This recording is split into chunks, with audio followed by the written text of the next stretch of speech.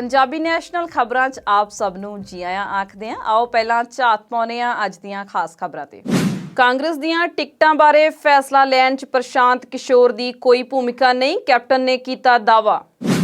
अस्तीफा नामंजूर होने के बावजूद अपने फैसले ते अटल कुंवर विजय प्रताप सिंह। साडी सरकार बनी तां डिप्टी सीएम दलित वर्ग दा होवेगा, सुखबीर बादल ने कीता ऐलान। नवजोत सिंह सिद्धू दे अगले टिकाणे बारे चर्चियां दा बाजार एक बार फिर गरमाया। टीवी सीरियलों तो प्रभावित नाबालिग बच्चे ने अपनी ही दादी दी कीती हत्या।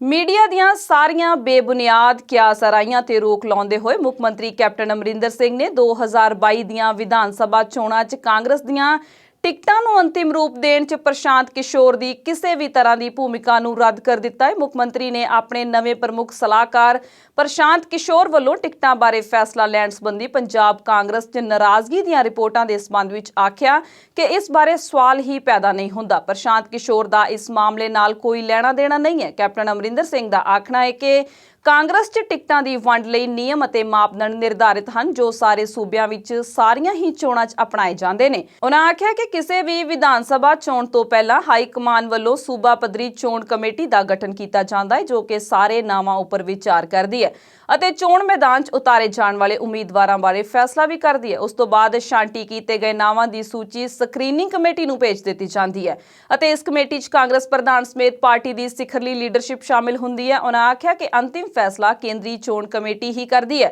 ਅਤੇ ਇਸ ਵਿੱਚ ਵਿਅਕਤੀਗਤ ਤੌਰ ਤੇ ਕਿਸੇ ਦੀ ਭੂਮਿਕਾ ਨਹੀਂ ਹੁੰਦੀ। ਮੁੱਖ ਮੰਤਰੀ ਨੇ ਆਖਿਆ ਕਿ ਇਸ ਕਮੇਟੀ ਵੱਲੋਂ ਟਿਕਟਾਂ ਨੂੰ ਅੰਤਿਮ ਰੂਪ ਦੇਣ ਦੀ ਪ੍ਰਕਿਰਿਆ ਵਿੱਚ ਆਜ਼ਾਦਾਨਾ ਏਜੰਸੀਆਂ ਦੇ ਨਾਲ-ਨਾਲ ਪਾਰਟੀ ਦੀ ਸੂਬਾਈ ਇਕਾਈ ਸਮੇਤ ਅੰਦਰੂਨੀ ਅਤੇ ਬਾਹਰੀ ਧਿਰਾਂ ਤੋਂ ਜਾਣਕਾਰੀ हासिल की जाती है।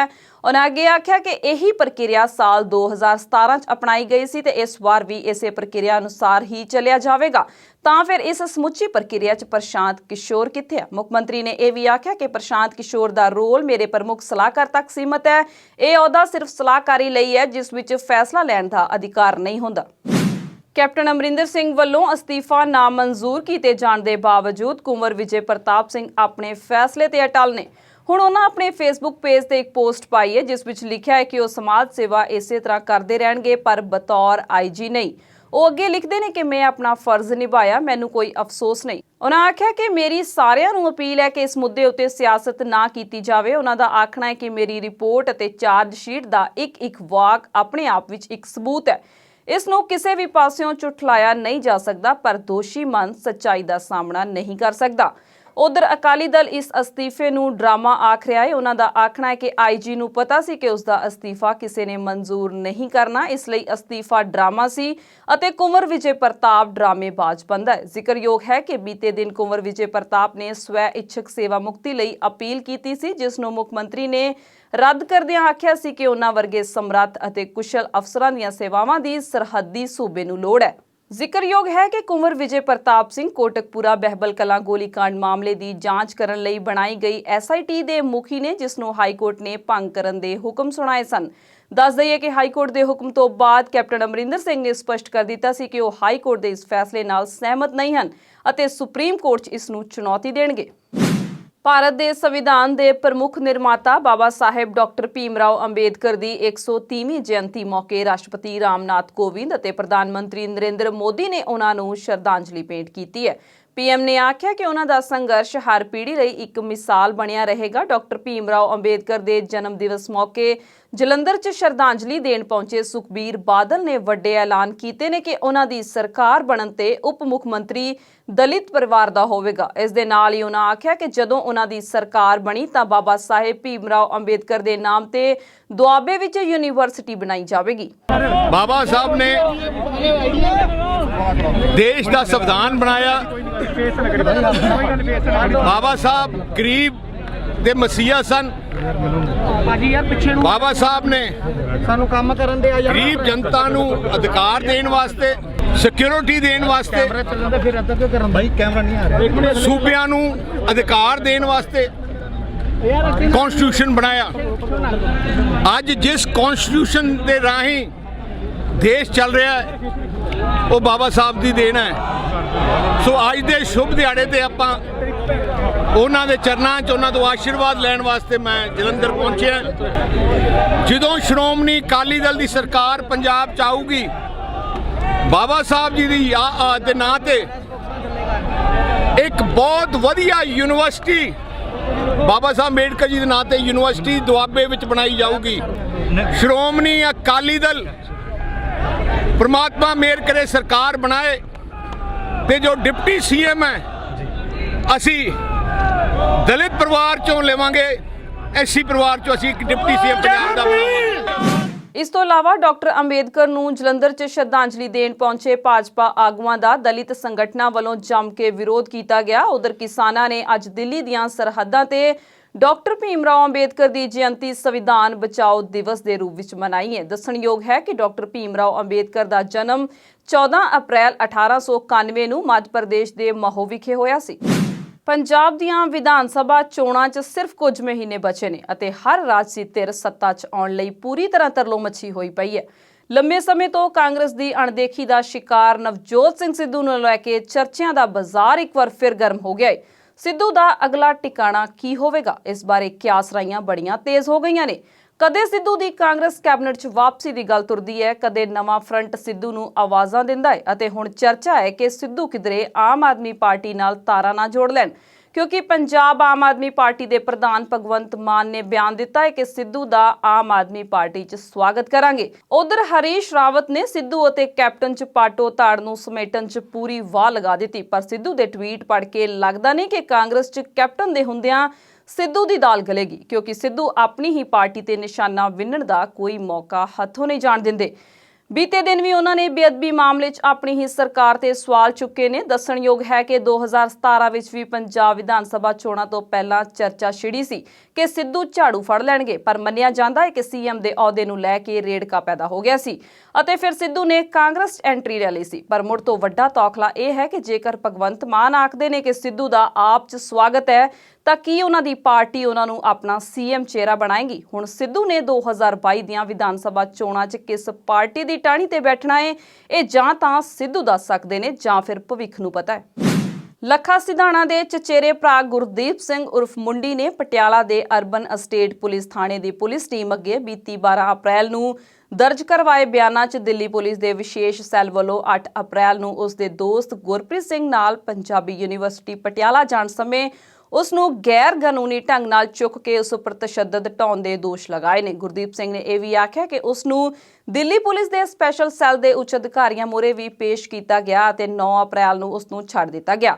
ਉਹ 10 ਅਪ੍ਰੈਲ ਨੂੰ ਬਠਿੰਡਾ ਦੇ ਸਿਵਲ ਹਸਪਤਾਲ 'ਚ ਦਾਖਲ ਹੋਇਆ ਸੀ। ਇਸ ਸੰਬੰਧੀ ਪੰਜਾਬ ਪੁਲਿਸ ਦਾ ਆਖਣਾ ਹੈ ਕਿ ਬਠਿੰਡਾ ਪੁਲਿਸ ਨੂੰ ਗੁਰਦੀਪ ਸਿੰਘ ਦੇ ਕਥਿਤ ਤੌਰ ਤੇ ਚੁੱਕੇ ਜਾਣ ਬਾਰੇ ਸਿਵਲ ਹਸਪਤਾਲ ਅਥਾਰਟੀ ਬਠਿੰਡਾ ਅਤੇ 10 ਅਪ੍ਰੈਲ ਨੂੰ ਸਾਹਮਣੇ ਆਈਆਂ ਮੀਡੀਆ ਰਿਪੋਰਟਾਂ ਤੋਂ ਹੀ ਪਤਾ ਲੱਗਾ ਸੀ। ਉਸ ਤੋਂ ਬਾਅਦ ਉਸ ਦੇ ਬਿਆਨ ਦਰਜ ਕੀਤੇ ਗਏ। ਇਸ ਤੋਂ ਪਹਿਲਾਂ ਪੰਜਾਬ ਪੁਲਿਸ ਨੂੰ ਇਸ ਘਟਨਾ ਬਾਰੇ ਕੁਝ ਵੀ ਜਾਣਕਾਰੀ ਨਹੀਂ ਸੀ। ਸ਼ਿਕਾਇਤਕਰਤਾ ਗੁਰਦੀਪ ਸਿੰਘ ਦੇ ਉਪਰੋਕਤ ਦਰਸਾਏ ਅਨੁਸਾਰ ਬਿਆਨ ਦਾ ਉਲੱਥਾ ਕਰਕੇ ਅਤੇ ਸੰਬੰਧਿਤ ਮੈਡੀਕਲ ਅਥਾਰਟੀ ਵੱਲੋਂ ਭੇਜੀ medico legal report Delhi police ਦੇ ਵਿਸ਼ੇਸ਼ ਸੈੱਲ ਨੂੰ ਭੇਜ ਦਿੱਤੀ ਗਈ ਹੈ। ਟੈਲੀਵਿਜ਼ਨ ਦਾ ਬੱਚਿਆਂ ਤੇ ਬਹੁਤ ਪ੍ਰਭਾਵ ਪੈਂਦਾ ਹੈ। ਇਸ ਦੀ ਉਦਾਹਰਣ ਪਿੰਡ ਬਸੀ ਕਾਲੇ ਖਾਂ ਵਿਖੇ ਦੇਖਣ ਨੂੰ ਮਿਲੀ ਹੈ, ਜਿੱਥੇ ਇੱਕ ਮਸ਼ਹੂਰ ਸ਼ੋਅ ਕ੍ਰਾਈਮ ਪੈਟਰੋਲ 'ਚ ਅਪਰਾਧ ਨਾਲ ਸੰਬੰਧਿਤ ਕਹਾਣੀਆਂ ਵੇਖਣ ਦੇ ਸ਼ੌਕੀਨ ਕਰੀਬ 17 ਸਾਲਾ ਇੱਕ ਲੜਕੇ ਨੇ ਇਹਨਾਂ ਤੋਂ ਪ੍ਰਭਾਵਿਤ ਹੋ ਕੇ ਆਪਣੀ 83 ਸਾਲਾ ਦਾਦੀ ਦੀ ਹੱਤਿਆ ਕਰ ਦਿੱਤੀ ਹੈ। ਵਾਰਦਾਤ ਕਰਨ ਤੋਂ ਬਾਅਦ ਉਸਨੇ ਅੱਗ ਲਗਾ ਕੇ ਲਾਸ਼ ਨੂੰ ਸਾੜ ਦਿੱਤਾ ਤਾਂ ਕਿ ਸਬੂਤ ਮਿਟ ਜਾਣ, ਪਰ ਪੁਲਿਸ ਨੇ ਮੁੱਢਲੀ ਤਫਤੀਸ਼ ਵਿੱਚ ਹੀ ਉਸ ਦਾ ਪਰਦਾਫਾਸ਼ ਕਰ ਦਿੱਤਾ। ਹੁਸ਼ਿਆਰਪੁਰ ਦੇ ਥਾਣਾ ਹਰਿਆਣਾ ਦੇ ਪਿੰਡ ਬਸੀ ਕਾਲੇ ਖਾਂ ਵਿਖੇ ਬਜ਼ੁਰਗ ਜੋਗਿੰਦਰ ਕੌਰ ਦੀ ਬੀਤੇ ਸੋਮਵਾਰ ਨੂੰ ਹੱਤਿਆ ਕਰ ਦਿੱਤੀ ਗਈ। ਜੋਗਿੰਦਰ ਕੌਰ ਪਿਛਲੇ 3.5 ਮਹੀਨੇ ਤੋਂ ਪੱਟ ਦੀ ਹੱਡੀ ਟੁੱਟਣ ਕਾਰਨ ਮੰਜੇ ਤੇ ਹੀ ਸੀ। ਵਾਰਦਾਤ ਵਾਲੇ ਦਿਨ ਉਸ ਦਾ ਲੜਕਾ ਹਰਜੀਤ ਸਿੰਘ ਅਤੇ ਉਸ ਦੀ ਨੂੰਹ ਜਸਪਾਲ ਕੌਰ ਆਪਣੇ ਵਿਆਹ ਦੀ ਵਰ੍ਹੇਗੰਢ ਮੌਕੇ ਖਰੀਦਦਾਰੀ ਕਰਨ ਗਏ ਹੋਏ ਸਨ। ਰਸਤੇ ਵਿੱਚ ਹੀ ਉਹਨਾਂ ਨੂੰ ਉਹਨਾਂ ਦੇ ਲੜਕੇ ਦਾ ਫੋਨ ਆ ਗਿਆ ਕਿ ਘਰ ਲੁਟੇਰੇ ਆ ਗਏ ਨੇ। ਪਤੀ ਪਤਨੀ ਜਦੋਂ ਘਰ ਪਹੁੰਚੇ ਤਾਂ ਘਰ ਦਾ ਮੇਨ ਗੇਟ ਅੰਦਰੋਂ ਬੰਦ ਸੀ। ਜਦੋਂ ਉਹ ਛੋਟੇ ਦਰਵਾਜ਼ੇ ਰਾਹੀਂ ਅੰਦਰ ਗਏ ਤਾਂ ਦੇਖਿਆ ਕਿ ਉਹਨਾਂ ਦੀ ਮਾਤਾ ਦੇ ਕਮਰੇ 'ਚ ਅੱਗ ਲੱਗੀ ਹੋਈ ਸੀ। ਜੋਗਿੰਦਰ ਕੌਰ ਦੀ ਲਾਸ਼ ਉਸ ਦੇ ਬੈੱਡ ਤੇ ਸੜੀ ਪਈ ਸੀ। ਮਾਪਿਆਂ ਨੇ ਜਦੋਂ ਆਪਣੇ ਲੜਕੇ ਨੂੰ ਆਵਾਜ਼ਾਂ ਮਾਰੀਆਂ ਤਾਂ ਉਸ ਦਾ ਕੋਈ ਜਵਾਬ ਨਹੀਂ ਆਇਆ। ਜਦੋਂ ਉਹਨਾਂ ਅੰਦਰ ਜਾ ਕੇ ਦੇਖਿਆ ਤੇ ਉਹਨਾਂ ਦਾ ਲੜਕਾ ਆਪਣੇ ਕਮਰੇ ਦੇ ਬੈੱਡ ਬਾਕਸ ਵਿੱਚ ਪਿਆ ਹੋਇਆ ਸੀ। ਉਸ ਦੇ ਹੱਥ ਪੈਰ ਚੁੰਨੀ ਨਾਲ ਬੰਨੇ ਹੋਏ ਸਨ ਅਤੇ ਆਲੇ ਦੁਆਲੇ ਕੱਪੜੇ ਖਿਲਰੇ ਪਏ ਸਨ। ਲੜਕੇ ਨੇ ਦੱਸਿਆ ਕਿ 4 ਵਿਅਕਤੀ ਉਹਨਾਂ ਦੇ ਘਰ ਆਏ ਸਨ, ਜਿਨ੍ਹਾਂ ਨੇ ਉਸ ਨੂੰ ਹੱਥ ਪੈਰ ਬੰਨ੍ਹ ਕੇ ਬੈੱਡ ਵਿੱਚ ਸੁੱਟ ਦਿੱਤਾ ਅਤੇ ਦਾਦੀ ਦੇ ਕਮਰੇ ਨੂੰ ਅੱਗ ਲਗਾ ਦਿੱਤੀ ਸੀ। ਉਸ ਨੇ ਇਹ ਵੀ ਆਖਿਆ ਕਿ ਹਮਲਾਵਰ ਬਰਾਬਰ ਇਹ ਆਖ ਕੇ ਗਏ ਨੇ ਕਿ ਜੇਕਰ ਉਸ ਦੇ ਪਿਤਾ ਨੇ ਉਹਨਾਂ ਤੇ ਕੀਤੇ ਕੇਸ ਵਾਪਸ ਨਾ ਲਏ ਤਾਂ ਉਹ ਸਾਰੇ ਹੀ ਟੱਬਰ ਨੂੰ ਮਾਰ ਦੇਣਗੇ। ਇਸ ਦੌਰਾਨ ਗੁਆਂਢੀਆਂ ਨੇ ਬਾਲਟੀਆਂ ਨਾਲ ਪਾਣੀ ਪਾ ਕੇ ਬਜ਼ੁਰਗ ਮਾਤਾ ਦੇ ਕਮਰੇ ਦੀ ਅੱਗ ਬੁਝਾਈ। ਸੂਚਨਾ ਮਿਲਣ ਤੇ ਐਸਪੀ ਰਵਿੰਦਰਪਾਲ ਸਿੰਘ ਸੰਧੂ, ਡੀਐਸਪੀ ਗੁਰਪ੍ਰੀਤ ਸਿੰਘ ਅਤੇ ਥਾਣਾ ਹਰਿਆਣਾ ਦੇ ਐਸਐਚਓ ਹਰ ਗੁਰਦੇਵ ਸਿੰਘ ਮੌਕੇ ਤੇ ਪਹੁੰਚੇ ਅਤੇ ਲੜਕੇ ਤੋਂ ਡੂੰਘਾਈ ਨਾਲ ਪੁੱਛਗਿੱਛ ਕੀਤੀ।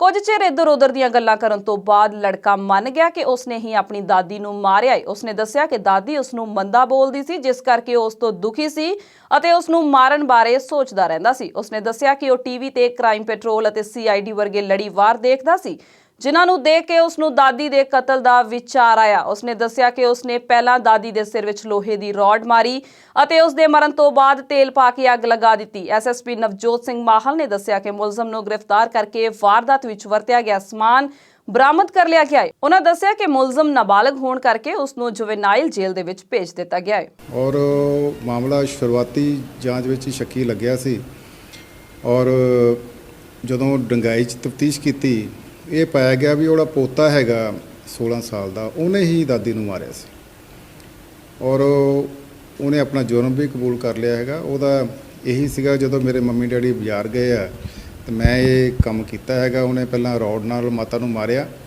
ਔਰ ਫਿਰ ਤੇਲ ਉੱਥੋਂ ਪਾ ਕੇ ਉਹਦੇ ਉੱਤੇ ਅੱਗ ਲਾਤੀ ਔਰ ਬਾਅਦ ਵਿੱਚ ਉਹਨੇ ਆਪਣੇ ਆਪ ਨੂੰ ਬੈੱਡ ਦੇ ਵਿੱਚ ਬੰਦ ਕਰ ਲਿਆ ਔਰ ਜਿਹੜਾ ਬਰਾਂਡੇ ਨੂੰ ਪਹਿਲਾਂ ਉਹਨੇ ਬਾਹਰੋਂ ਜਿੰਦਾ ਲਾਤਾ, ਉਹ ਦੂਜੇ ਦਰਵਾਜ਼ੇ ਥਾਣੀ ਅੰਦਰ ਵੜ ਗਿਆ ਔਰ ਬੈੱਡ ਦੇ ਵਿੱਚ ਵੜ ਕੇ ਪੂਰਾ ਉਹਨੇ ਡਰਾਮਾ ਕੀਤਾ ਔਰ ਆਪਣੇ ਫਾਦਰ ਮਦਰ ਨੂੰ ਵੀ ਉਹਦੇ 'ਚ ਰੱਖਿਆ ਉਹਨੇ।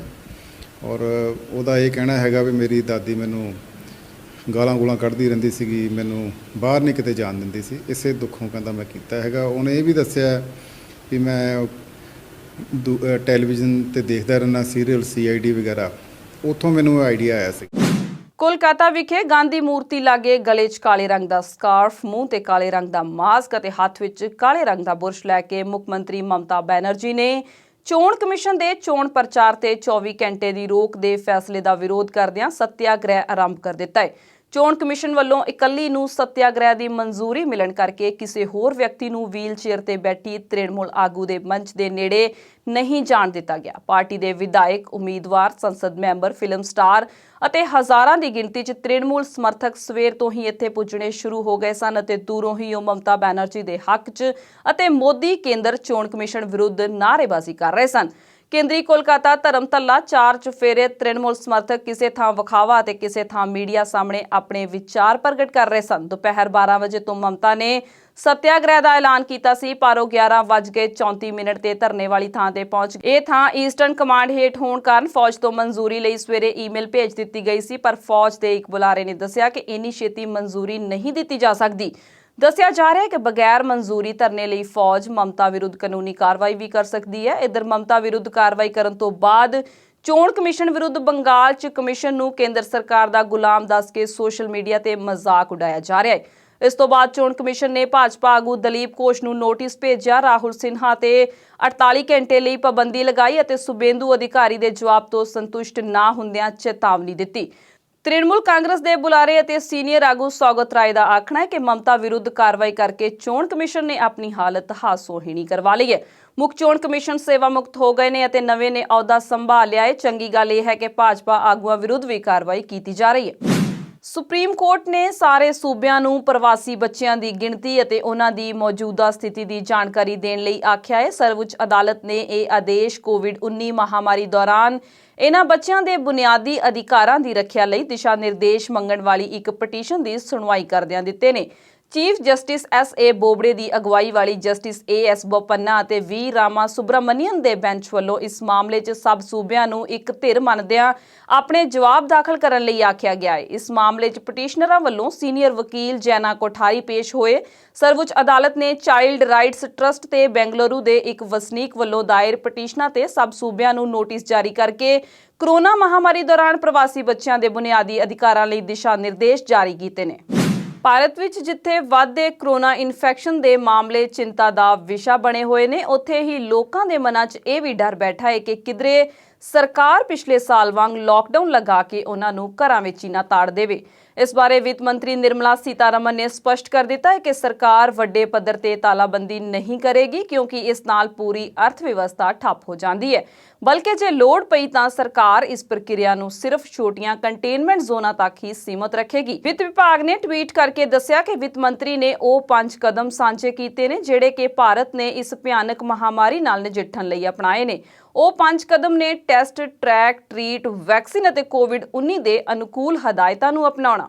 ਕੋਵਿਡ-19 ਵੈਕਸੀਨ ਦੇ ਵਿਸਥਾਰ ਤੇ ਭਾਰਤ 'ਚ ਟੀਕਾਕਰਨ ਮੁਹਿੰਮ ਦੀ ਗਤੀ ਨੂੰ ਹੋਰ ਤੇਜ਼ ਕਰਨ ਦੇ ਉਦੇਸ਼ ਨਾਲ ਕੇਂਦਰ ਸਰਕਾਰ ਨੇ ਆਖਿਆ ਕਿ ਉਸ ਵੱਲੋਂ ਵਿਦੇਸ਼ਾਂ 'ਚ ਬਣੇ ਟੀਕਿਆਂ ਜਿਨ੍ਹਾਂ ਨੂੰ ਹੋਰ ਦੇਸ਼ਾਂ ਵੱਲੋਂ ਵੀ ਮਨਜ਼ੂਰੀ ਦਿੱਤੀ ਗਈ ਹੈ ਦੀ ਹੰਗਾਮੀ ਹਾਲਤ 'ਚ ਵਰਤੋਂ ਨੂੰ ਮਨਜ਼ੂਰੀ ਦੇਣ ਦੀ ਪ੍ਰਕਿਰਿਆ ਤੇਜ਼ ਕਰ ਦਿੱਤੀ ਗਈ ਹੈ।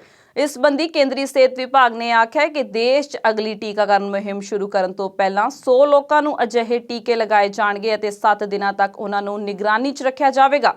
ਸਰਕਾਰ ਨੇ ਫੈਸਲਾ ਕੀਤਾ ਹੈ ਕਿ ਜਿਹੜੇ ਕੋਵਿਡ-19 ਟੀਕੇ ਤਿਆਰ ਹੋ ਗਏ ਨੇ ਜਾਂ ਵਿਦੇਸ਼ਾਂ 'ਚ ਤਿਆਰ ਹੋ ਰਹੇ ਨੇ ਅਤੇ ਜਿਨ੍ਹਾਂ ਨੂੰ ਅਮਰੀਕਾ, ਯੂਰਪ, ਬਰਤਾਨੀਆ ਤੇ ਜਾਪਾਨ 'ਚ ਹੰਗਾਮੀ ਹਾਲਤ ਵਿੱਚ ਹੰਗਾਮੀ ਵਰਤੋਂ ਵਜੋਂ ਮਨਜ਼ੂਰੀ ਮਿਲ ਚੁੱਕੀ ਹੈ ਜਾਂ ਜਿਨ੍ਹਾਂ ਨੂੰ ਵਿਸ਼ਵ ਸਿਹਤ ਸੰਗਠਨ ਵੱਲੋਂ ਹੰਗਾਮੀ ਹਾਲਤ 'ਚ ਵਰਤਣ ਲਈ ਸੂਚੀਬੱਧ ਕੀਤਾ ਗਿਆ ਹੈ, ਉਹਨਾਂ ਨੂੰ ਭਾਰਤ 'ਚ ਹੰਗਾਮੀ ਹਾਲਤ ਵਿੱਚ ਵਰਤੋਂ ਕਰਨ ਦੀ ਮਨਜ਼ੂਰੀ ਦਿੱਤੀ ਜਾ ਸਕਦੀ ਹੈ। ਅਜਿਹੇ ਫੈਸਲੇ ਨਾਲ ਭਾਰਤ 'ਚ ਵਿਦੇਸ਼ੀ ਟੀਕੇ ਆਸਾਨੀ ਨਾਲ ਉਪਲਬਧ ਹੋਣਗੇ।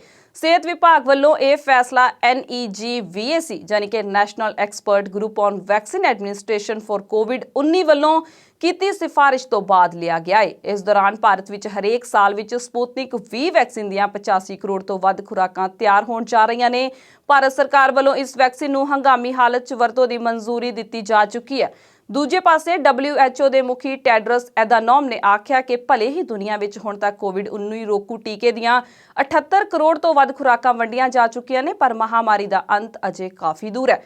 ਉਹਨਾਂ ਆਖਿਆ ਕਿ ਟੀਕਾ ਸ਼ਕਤੀਸ਼ਾਲੀ ਹਥਿਆਰ ਹੈ ਪਰ ਇਹ ਇੱਕ ਮਾਤਰ ਹਥਿਆਰ ਨਹੀਂ ਹੈ। ਉਹਨਾਂ ਇਹ ਵੀ ਆਖਿਆ ਕਿ ਜਨਤਕ ਸਿਹਤ ਦੇ ਸੰਬੰਧ ਵਿੱਚ ਸਖਤ ਫੈਸਲੇ ਲੈ ਕੇ ਕੁਝ ਮਹੀਨਿਆਂ 'ਚ ਕੋਰੋਨਾ ਨੂੰ ਕਾਬੂ ਕੀਤਾ ਜਾ ਸਕਦਾ ਹੈ, ਜਿਨ੍ਹਾਂ 'ਚ ਸਮਾਜਿਕ ਦੂਰੀ, ਮਾਸਕ ਲਗਾਉਣਾ, ਨਿਗਰਾਨੀ, ਜਾਂਚ, ਪੀੜਤਾਂ ਦੇ ਸੰਪਰਕ 'ਚ ਆਉਣ ਵਾਲੇ ਲੋਕਾਂ ਦਾ ਪਤਾ ਲਗਾਉਣਾ ਅਤੇ ਇਕਾਂਤਵਾਸ ਆਦਿ ਸ਼ਾਮਲ ਹੈ ਅਤੇ ਫਿਲਹਾਲ ਇਹ ਲੋਕਾਂ ਦਾ ਜੀਵਨ ਬਚਾਉਣ ਦੇ ਇੱਕਮਾਤਰ ਕਾਰਗਰ ਉਪਾਅ ਨੇ। ਉਧਰ ਕੇਂਦਰ ਦਾ ਆਖਣਾ ਹੈ ਕਿ ਟੀਕਿਆਂ ਦੀ ਕਿੱਲਤ ਨਹੀਂ ਹੈ ਬਲਕਿ ਸਹੀ ਯੋਜਨਾਬੰਦੀ ਇੱਕ ਸਮੱਸਿਆ ਹੈ। ਇਸ ਸੰਬੰਧੀ ਕੇਂਦਰੀ ਸਿਹਤ ਸਕੱਤਰ ਰਾਜੇਸ਼ ਭੂਸ਼ਣ ਦਾ ਆਖਣਾ ਹੈ ਕਿ ਸੂਬਿਆਂ ਅਤੇ ਕੇਂਦਰ ਸ਼ਾਸਿਤ ਪ੍ਰਦੇਸ਼ਾਂ ਨੂੰ ਹੁਣ ਤੱਕ 13 ਕਰੋੜ 10,90,370 ਟੀਕੇ ਪ੍ਰਾਪਤ ਹੋਏ ਨੇ, ਜਿਨ੍ਹਾਂ 'ਚੋਂ ਬਰਬਾਦੀ ਸਮੇਤ ਕੁੱਲ 11 ਕਰੋੜ 43,69,677 ਟੀਕੇ ਹੀ ਵਰਤੇ ਗਏ ਨੇ। ਅੰਕੜੇ ਅਨੁਸਾਰ ਸੂਬਿਆਂ ਅਤੇ ਕੇਂਦਰ ਸ਼ਾਸਿਤ ਪ੍ਰਦੇਸ਼ਾਂ ਕੋਲ ਅਣਵਰਤੇ 1 ਕਰੋੜ 67,20,693 ਟੀਕੇ ਮੌਜੂਦ ਨੇ।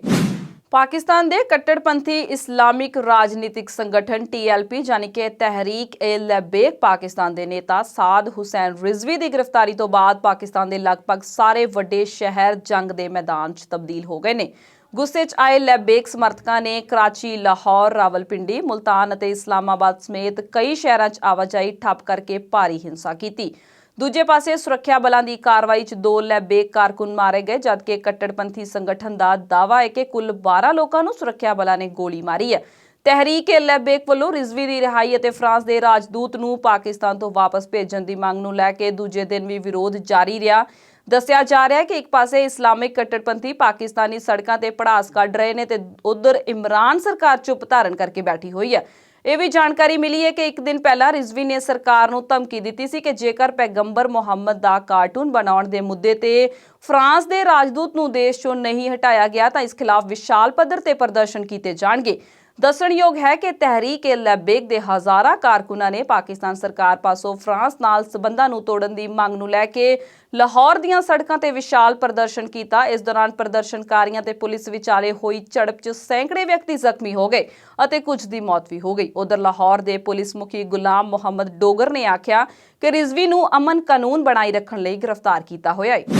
ਕੈਲਗਰੀ ਦੇ ਨਾਰਥ ਈਸਟ ਵਿੱਚ 6 ਮਿਲੀਅਨ ਦੀ ਲਾਗਤ ਨਾਲ ਬਣਨ ਵਾਲੇ ਮਲਟੀਪਰਪਜ਼ ਖੇਡ ਮੈਦਾਨ ਤੇ ਕੰਮ ਸ਼ੁਰੂ ਹੋ ਗਿਆ ਹੈ। ਇਸ ਦੇ ਬਣਨ ਨਾਲ ਇਸ ਇਲਾਕੇ ਵਿੱਚ ਵਸਦੇ ਬੱਚਿਆਂ ਲਈ ਖੇਡਣ ਦੀਆਂ ਸਹੂਲਤਾਂ ਪੈਦਾ ਹੋ ਸਕਣਗੀਆਂ।